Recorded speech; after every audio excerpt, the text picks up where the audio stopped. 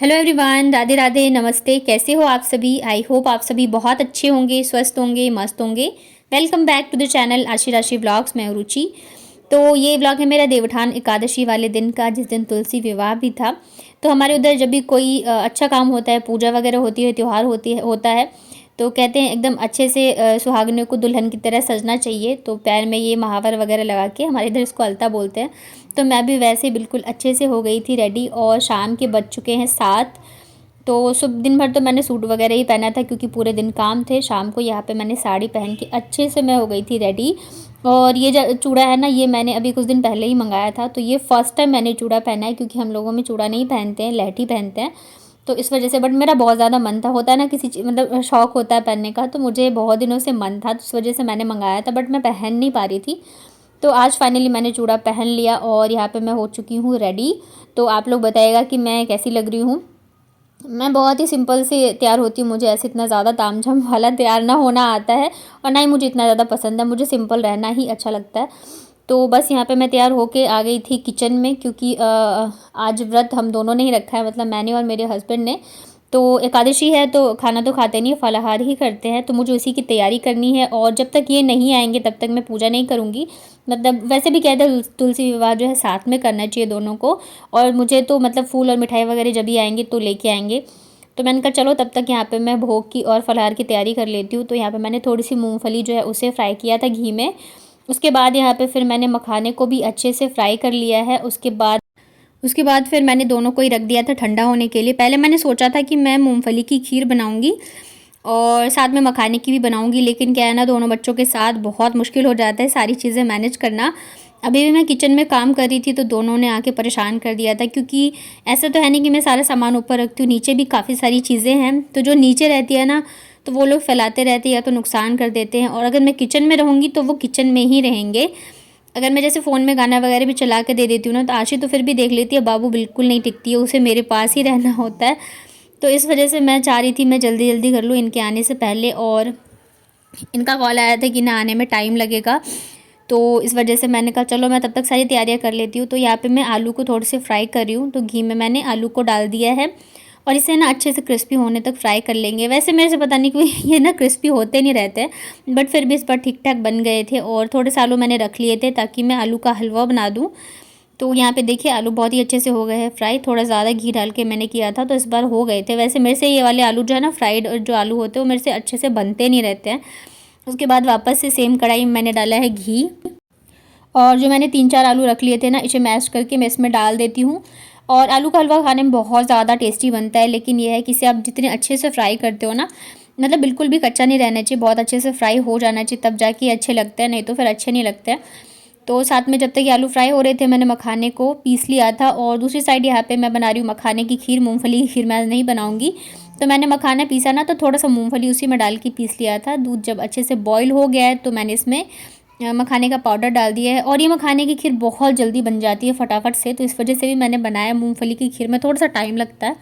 तो जैसे दूध में उबाल आ गया था, मैंने यहाँ पे डाल दिया मखाना, और बस 5 मिनट से उबाला, और मखाने जो अच्छे से गल गए थे। और यहाँ पे मेरी जो मखाने की खीर है वो भी बन गई है, साथ में हलवा जो है वो भी भुन रहा है।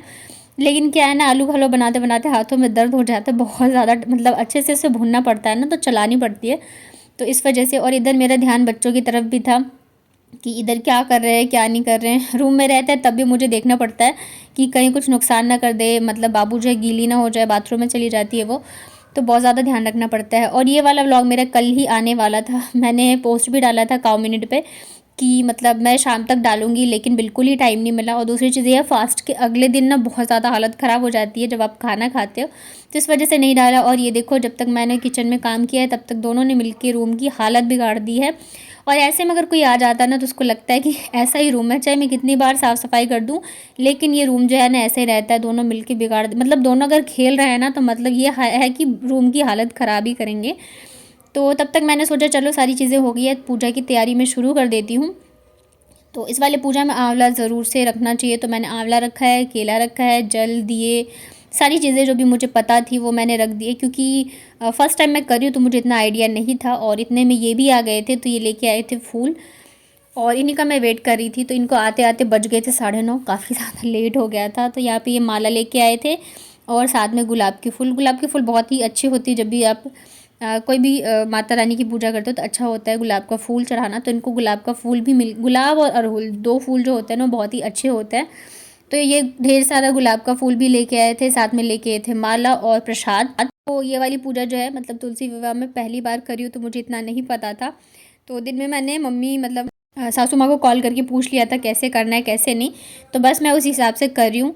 तो प्लीज़ आप लोग जज मत करना, हाँ मुझे बताना ज़रूर अगर मैंने कुछ भी गलत किया हो, तो मैं नेक्स्ट टाइम से कोशिश करूँगी मैं सही से करूँ। तो यहाँ पे देखिए पूजा की थाली जो है मैंने सजा ली है और अब चलते हैं छत पे, क्योंकि छत पे ही करी जाती है जहाँ पे तुलसी माता होती हैं। तो यहाँ पे आसन वगैरह लगा के मैं बैठ गई थी, साथ में ये दोनों भी आ गए थे। तो मैं आशीष कह रही थी चप्पल बाहर खोल के आओ।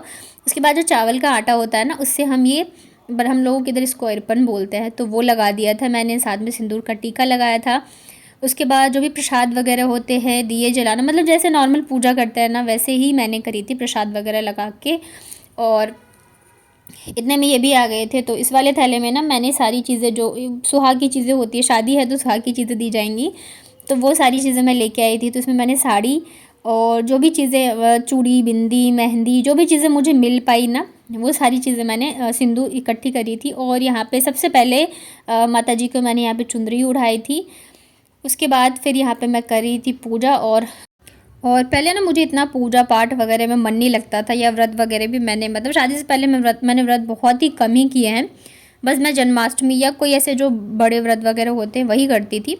लेकिन ऐसे मतलब होता है ना पूजा पाठ वगैरह मेरा इतना मन नहीं लगता था। बट अब धीरे धीरे करके कहते हैं ना आपको धीरे धीरे समझ आती है, तो वो है अब धीरे धीरे करके मुझे चीज़ें समझ आ रही है, या फिर मैंने करना शुरू किया है।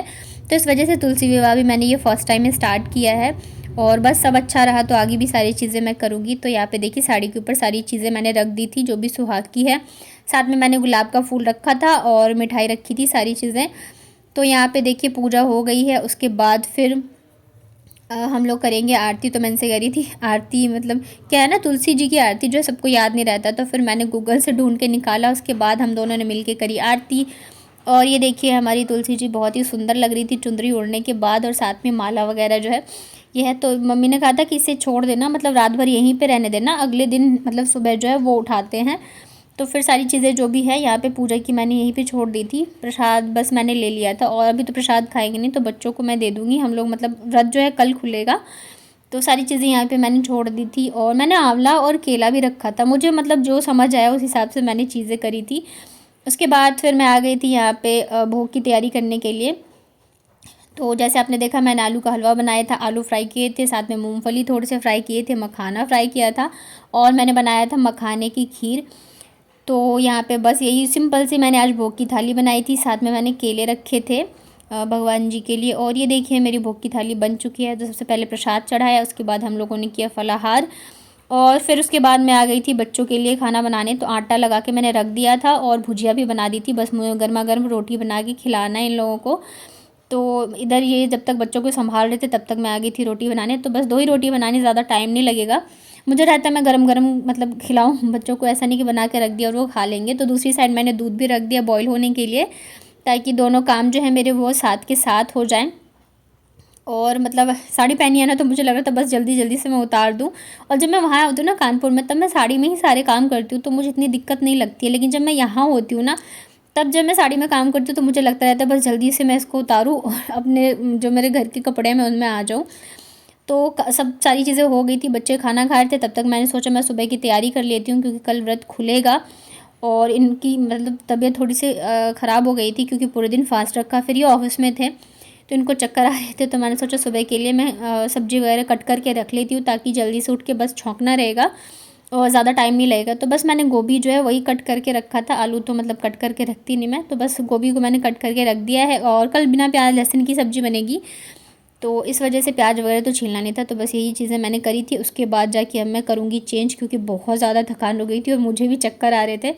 क्योंकि हम जो वुमेंस होती है ना, तो ये ऐसा नहीं कि हमने फास्ट रखा है तो घर के काम नहीं होते हैं, घर के इतने सारे काम होते हैं, बच्चे हैं, तो पूरे दिन करते करते मेरी हालत खुद की ख़राब हो गई थी। बट ये है कि हम हमेशा ये दिखाते नहीं हम ठीक है स्ट्रांग है। तो बस यहाँ पे देखिए सारी चीज़ें हो गई है, किचन को मैंने कर दिया है क्लीन। और बस यही था मेरा आज का व्लॉग। आई होप आप लोगों को पसंद आया होगा।